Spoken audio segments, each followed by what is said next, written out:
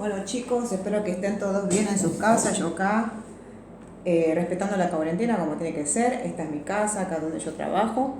Y bueno, a pedido del público, porque hay algunos compañeros que no pudieron ir a retirar las fotocopias y sabemos que no se pueden salir para este tipo de cuestiones que no son esenciales. Así que les envío este pequeño video espero no extenderme más de 10-15 minutos, sobre historia de la filosofía. Lo que van a encontrar en este video son las respuestas a la guía de preguntas que yo les envié. Esto que no me tienen que enviar, pero sí tienen que conocer para que cuando nos veamos vaya a ser evaluado. Y que puedan seguir las actividades que les voy a ir enviando. Entonces, filosofía. Esto ocurre, es importante siempre que nosotros nos ubiquemos temporalmente. Estamos hablando del siglo V, IV antes de Cristo, ¿sí? Y allí comienzan, digamos, los primeros pensadores que van a ser los que van a iniciar o van a sentar las bases para lo que luego va a ser el pensamiento científico. La filosofía proviene del griego y significa, etimológicamente, filo es amor y sofía sabiduría, o sea, amor a la sabiduría. Ahora, ¿qué significa esto de amor a la sabiduría? Bueno, vamos a continuar. En ese momento y a lo largo de la filosofía griega, siempre estamos hablando antes de Cristo, convivía mucho todas las inquietudes o interrogantes que podían llegar a tener los distintos pensadores en distintos lugares, principalmente de lo que es el continente, parte del continente europeo y asiático, ya lo vamos a ver, pero que trataban de distanciarse y convivían paralelamente con la religión o la mitología. Inclusive los griegos tenían varios dioses, no como en la era cristiana, que es un único dios omnipotente, omnipresente, ¿no? Eran un poco más diversos, preferían la diversidad. Entonces, acá lo que vamos a ver es qué son los mitos, ¿no? Mitos que les servían para poder explicar los problemas que se les presentaban en la realidad. Los mitos tienen esa función, son leyendas, narraciones que se pasan de generación en generación y que no tienen una base que se sustenta en la evidencia, sino que son creaciones mentales, historias, leyendas, que tratan de explicar lo inexplicable. Por ejemplo, acá dice, yo elegí a Pandora, que es una de las hijas del dios de los dioses, que es Zeus. Entonces Pandora, que ven en la imagen acá, pasaba lo siguiente. Vieron que había una expresión que dice, es una caja de Pandora. Bueno, viene de acá, de que al parecer su padre le dio una caja que ella no debía abrir, pero la curiosidad le ganó y abrió la caja de Pandora y ahí ya salieron todos los males, se escaparon. Entonces este es un mito que explica el por qué existen los males en la humanidad. Y quedó atrapada una de ellas, la esperanza, dice ser. Y así explicaban un montón de cuestiones que tenían que ver con la naturaleza en sí misma, con las pasiones del hombre, con el odio, con el amor, con muchas cosas que se les atribuía su existencia o su causa a través de la presencia de poderes de dioses, de héroes, de monstruos. Acá tenemos otro, un poco más actual, de una película que algunos quizás la conocen, que se llama Thor, ¿no? Que era un dios. Esta es de un mito nórdico, o sea que no es de Grecia, pero bueno, simultáneamente en distintos lugares del mundo existe o se genera este fenómeno, no sé cómo explicarlo, que se piensa de una manera similar o se crean determinados pensamientos similares. Y este dios, al parecer, lo que tenía era como un martillo, un hacha o algo por el estilo, que cada vez que lo golpeaba, porque estaba frente a un problema, una amenaza, irrumpían o surgían los truenos y relámpagos y demás. Y ese era el motivo por los cuales se producían estos fenómenos naturales, ¿no? Una manera de explicar las cosas que ocurrían en el mundo, en el universo. Pero ¿qué pasó? Los pensadores, algunos pensadores que se llaman presocráticos, más adelante vamos a hablar de Sócrates, que no son considerados filósofos en sí mismos, pero hoy lo vamos a charlar, presocráticos, o sea, casi filósofos, tratan de alejarse, distanciarse, de independizarse de estas explicaciones, más bien de estas respuestas basadas en las fantasías, basadas en lo imaginario, y lo reemplazan por un pensamiento racional o creaciones racionales. Esto sería el logos, ¿sí? Mito, fantasía, logos, la razón.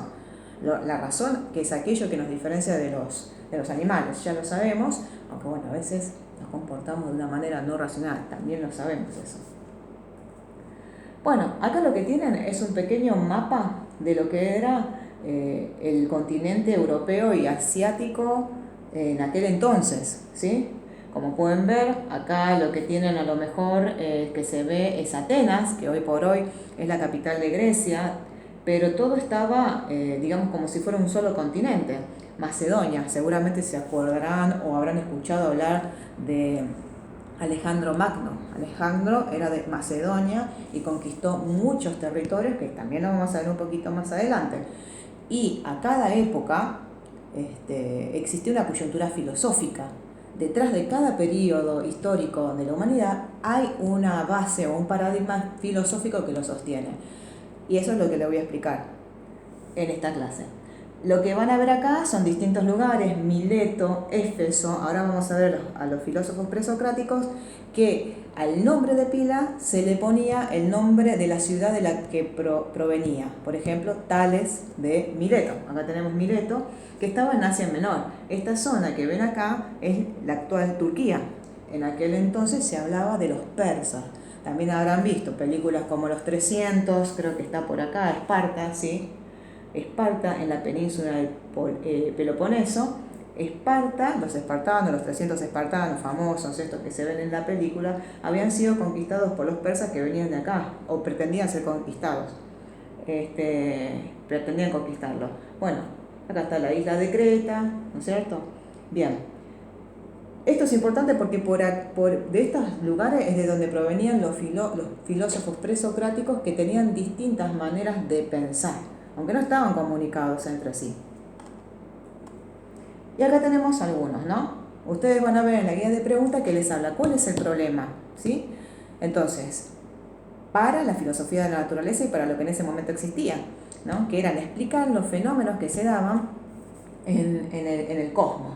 El primero que vamos a ver, y vamos a ver a lo largo de la clase, son distintos filósofos presocráticos, pero no nos va a interesar tanto qué dice cada uno, o no les voy a pedir que me expliquen qué es lo que sostenían, pero sí una línea más o menos coherente de cómo iba avanzando su manera de pensar, su manera de crear el pensamiento científico y filosófico, ¿sí?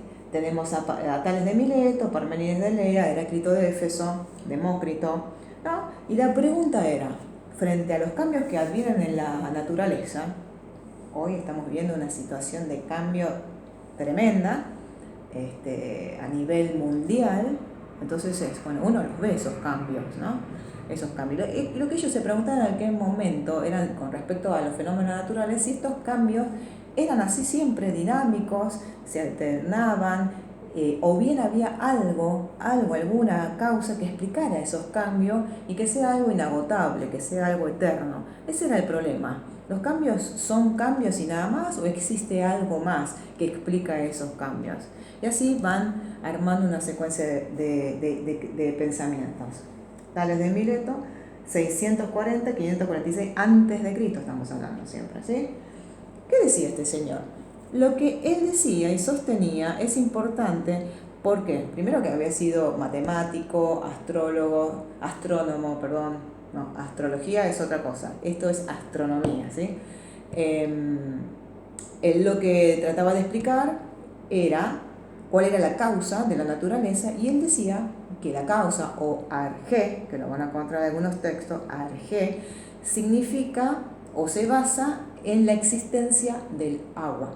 Es decir, que todo provenía del agua, ¿sí? También fue capaz de predecir un eclipse solar, fue famoso por muchas cosas, pero en principio porque fue el primer filósofo que se atrevió a despegarse, a independizarse de estas mitologías que les hablaba antes.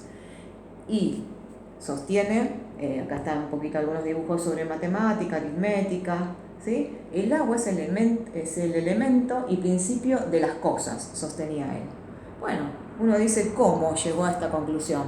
No, probablemente él estaría observando seguramente las situaciones de la naturaleza y veía cómo después de la lluvia probablemente cerca del río Nilo florecían los vegetales, las flores, crecían animales, habían renacuajos, peces y demás. Entonces él asumía que la causa de la vida tenía que ver con el agua, ¿no?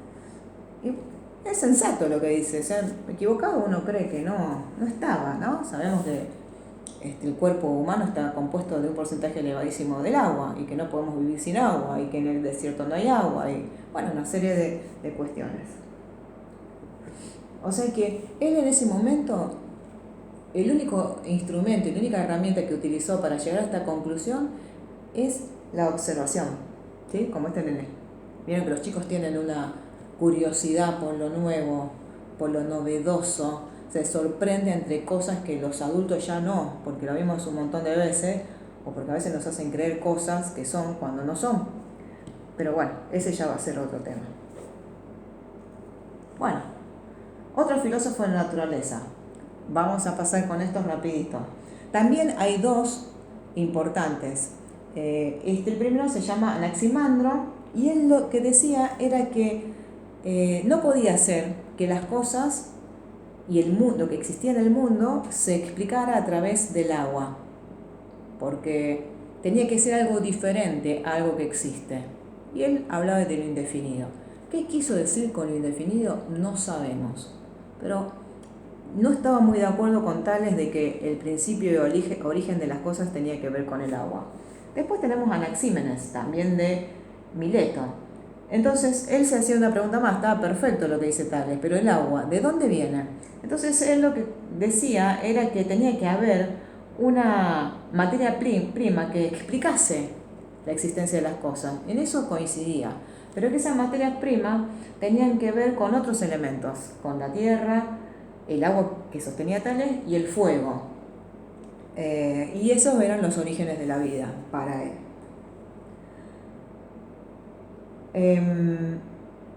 Ahora, el problema está bien, podemos decir que existe una materia prima, puede ser el agua, el fuego, la tierra, pero ¿cómo explicás los cambios en las distintas cosas? ¿Cómo explicás que esto, no sé, los objetos que ustedes tienen al alcance, que esto sea una mesa, que esto sea una silla, que un árbol sea un árbol y no otra cosa, ¿no? Entonces acá aparece el problema del cambio. El problema que se sostenía en los filósofos era el problema de cómo explicar el cambio en sí mismo. Así aparece este otro filósofo que se llama Heráclito de Éfeso, ¿sí? Heráclito lo que sostenía es que todo está permanentemente en constante movimiento y en constante cambio. Existe una realidad dinámica. Entonces, ahora, esta realidad que él observaba a través de los sentidos, particularmente de la visión, no era azarosa o así nomás, o desorganizada o sin secuencia, sino que respondía a un orden, al logos, ¿sí? Entonces para él era muy importante entender que no es filósofo aquel que llega a la finalidad de una respuesta cerrada, sino todo el proceso. A él le interesaban los procesos, el mientras tanto. Vieron que muchas veces uno, por ejemplo, cuando está estudiando, hay muchas veces que, bueno, dame la respuesta, tirame la solución, y es propio de la ansiedad en la mayor parte de los casos, pero bueno, no se le presta atención al proceso por el cual se llegó a ese conocimiento. Bueno, él decía que era importante seguir ese camino, ¿no? Entonces, el proceso de desarrollo. Él decía esto, ¿no? Todo fluye. El mundo está caracterizado por constantes contradicciones, porque en este cambio, cuando él habla del logos, ve una relación que existe. Hay día porque existe la noche. Apreciamos la salud porque existe la enfermedad. Hoy lo sabemos bastante esto.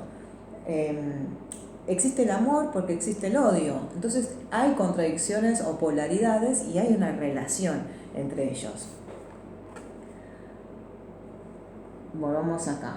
Una frase que se van a encontrar en muchos libros que utilizan autores de todas las disciplinas científicas. No olvidemos que la filosofía es un tronco madre de donde se van a desprender todas las distintas ramificaciones de otras disciplinas científicas. El que era filósofo sabía de astronomía, sabía de matemáticas, sabía de biología, sabía de psicología, principalmente uno referente fundamental filosófico, Platón, Aristóteles, ya lo vamos a ver. Entonces él decía, nadie se baña en el río 2 veces, porque todo cambia en el río y en el que se baña. Y tenía razón, una vez que uno ingresa al agua, ni el agua ni uno es el mismo. Entonces era una metáfora para explicar hasta qué punto tenemos que prestar atención a los cambios. Luego aparece este señor que se llama Parménides de Elea. Y este ya, digamos, se complicaba un poco más. ¿Por qué? Porque no es que era, digamos, tonto y que no veía que habían cambios en la naturaleza, sino que él decía que había algo que tenía que explicar la existencia de las cosas y que nada puede provenir de la nada. Entonces, si nada alguna vez pudo haber ser nada, es algo eterno, inmutable, ¿sí? Entonces, él decía, lo que es y lo que no es, no es, ¿sí? ¿Te entiende? Un poco raro, pero lo que está haciendo Parménides es un esfuerzo de razonamiento y de lógica, ¿no? Porque efectivamente, ¿de dónde emergió la existencia del universo? ¿De la nada? No, alguna vez fue algo. Entonces es imposible que provenga de la nada. Con esto contradecía lo que venía sosteniendo Tales, lo que venía sosteniendo Heráclito, de que la causa de las cosas estaban en permanente cambio o era una cosa que se podía detectar. Tampoco, igual que el tercer filósofo que les dije, Anaxímenes, no es que se trataba de algo concreto, sino que también era indefinido. Nunca explicó Parménides qué era esto. Dice, aunque Parménides ve que todas las cosas cambian, considera que no debemos guiarnos por lo que vemos, oímos o tocamos, es decir, por nuestros sentidos. ¿Vieron que a veces uno dice, si no lo veo, no lo creo? Bueno, él lo veía, pero aunque lo veía y dudaba, no sé si se iba a quedar con lo que veía. Oímos lo que tocamos, es decir, por nuestros sentidos, sino que debemos considerar la cuestión del cambio solamente con el pensamiento, solamente con la razón. Y este esfuerzo racional que él realiza explica justamente esto, ¿no? Que es un esfuerzo de pensamiento superior, abstracto, que es la razón, ¿no? Lo que es y lo que no es, no es. El ser es y el no ser no es. El ser no tiene un comienzo en el tiempo. Si el ser no puede tener un comienzo ni un final en el tiempo, entonces el ser es eterno. Bien, resumiendo un poquito estas dos posturas. Parménides lo que nos dice, entonces, es que nada puede cambiar y que las sensaciones no son de fiar, porque él ponía énfasis a la razón. Mientras que Heráclito dice que todo cambia, todo está en permanente proceso de modificación, y que las sensaciones son de fiar. Y entonces, ¿cuál de ellos tiene razón? Vayan pensando. ¿Ustedes apoyan la tesis de Parménides o creen que Heráclito tenía razón? Bueno, acá aparece otro señor que se llamaba Empédocles de Sicilia, y el desacuerdo se daba, él piensa, porque había un solo elemento que pretendían que explicaran la existencia de la naturaleza. Y le daba la razón a los dos, porque decía, bueno, el agua es agua y siempre va a ser agua, supónganse, y no va a ser otra cosa. Entonces, eso no cambia. Sin embargo, eso no es suficiente para explicar el resto de las cosas.